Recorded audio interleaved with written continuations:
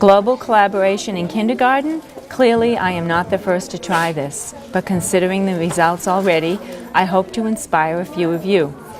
Today's educator needs to look beyond traditional methods of teaching core subjects towards supporting 21st century learning, beginning with our youngest learners if they are to compete in a global society. Using a private Twitter account, we follow and are followed by kindergarten classrooms across the globe. Students dictate their tweets and ask and respond to questions a minimum of once a week while learning about print concepts, mathematics, world languages, geography, cultural diversity, communication, and problem solving. Tweets are projected onto an interactive whiteboard. Kindergartners type in sight words, punctuation, count words, and delete words when they are over the quota. They understand that a character is a letter, space, or punctuation mark. Sometimes we count backwards, add, subtract, and reword sentences to make them fit. They ask questions such as, do you play with Legos? Do you have a playground and play with blocks? They want to know their favorite cartoon. And they see commonalities when two countries respond when they both like rice and beans and pizza. We uploaded the flag of each country rather than pictures. The students have learned to recognize each country by their flag.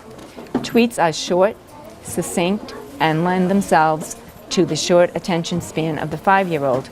Twitter is not time sensitive and allows for conversations that will work across different time zones. My goal is to teach young learners that there is a huge world out there with children who play and go to school just like them. I hope to send them down a path of developing respect, responsibility, and knowledge about people with whom we share the earth and open their eyes and hearts to children and cultures everywhere. Are we ready? Yes. Okay. So first, I think we should tell our families a little bit about what we've been doing. Is that okay with you? Yeah. Yes. We've been talking about people who live far, far away across the globe. And you can't drive there. You have to take an airplane. And sometimes you'd be sleeping on the airplane, and then you'd wake up and you'd play a little and talk a little and eat a little and maybe even sleep again. That's how far, far away these places are. We've been learning through books and photographs. We've been talking about how people live and where they live, what kind of houses they live in, and many of the things are just like ours, and some ways they do things are very different. So this is one of the books that we read. This is about global babies, and these babies wear different kinds of hats on their heads. They look a little bit differently the way they're dressed, and they're all different colors, just like us. And they have different kinds of names. Remember when we read this story? We thought this one was really cute because she had jewels on her head. She's from Iraq. We talked a lot about how people write from far away. And this is a book written in Arabic. And you know how we write from left to right?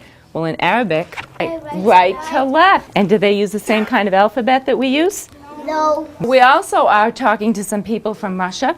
And this says, welcome kindergartners, and this is written in a different alphabet again. And then we have our friends who write in Tamil from India. We talked about how we have for the word, what's this word? Book. Book. And 2 letters in the middle are the same, but they don't have 2 letters that are the same. These kind of look similar. Can you read this sentence? School is nice. School is nice, good. And we have what kind of a letter at the beginning? Uppercase. It's an uppercase.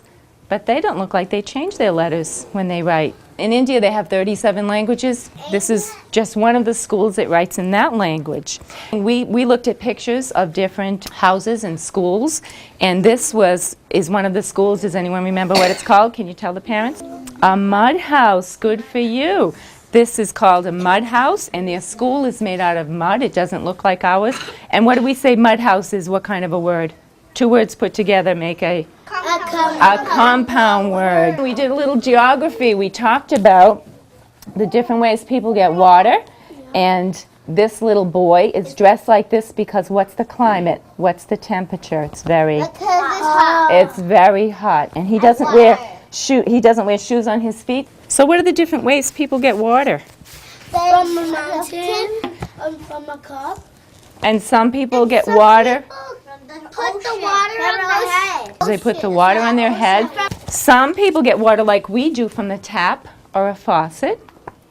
And some people get it from, do you remember what this was called? A tube. A tube. A tube, and you pump the water.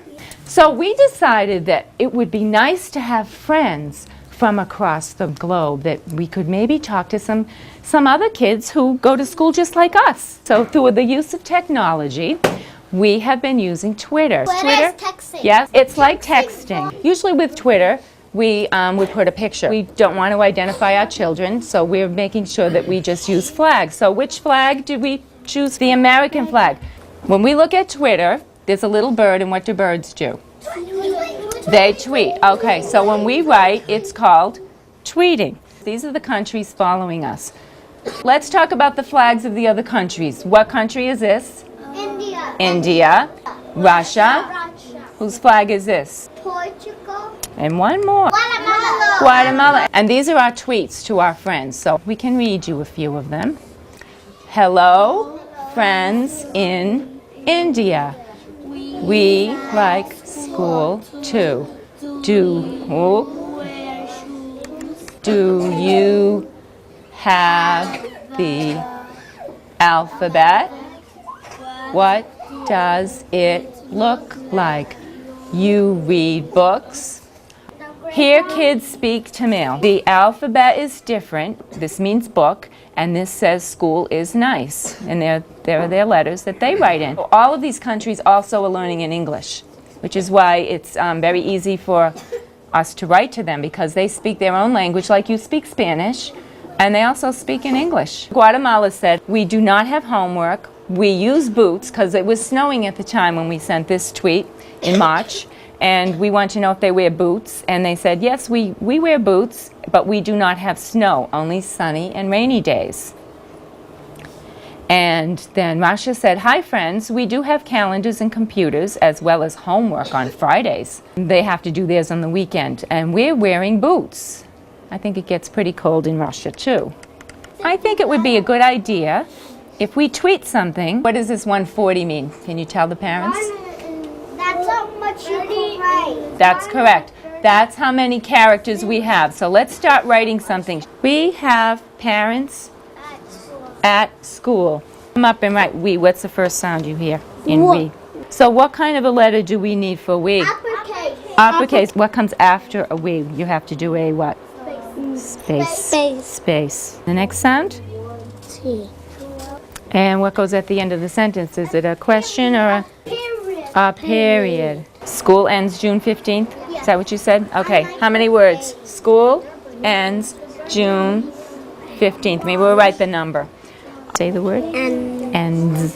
What kind of letter? For June. An uppercase. Did we tell your families what characters are? Characters are letters, spaces, punctuation marks. Now what's our number?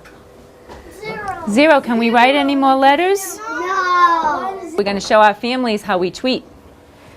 So now all these people who are following us can read what we wrote to them, and they will do the same thing in their classrooms and talk to the children about what we do in school. What's the project that we just did, that we're doing with India? We made a project. Okay. The Very Hungry Caterpillar. And we found out from tweeting that India reads that book and Russia reads that book, so we did a little writing project. In the story, The Very Hungry Caterpillar, the caterpillar goes along eating everything in his sight, basically. He has Swiss cheese. What else does he eat? Watermelon. Ice cream. And he eats so much that he gets a what?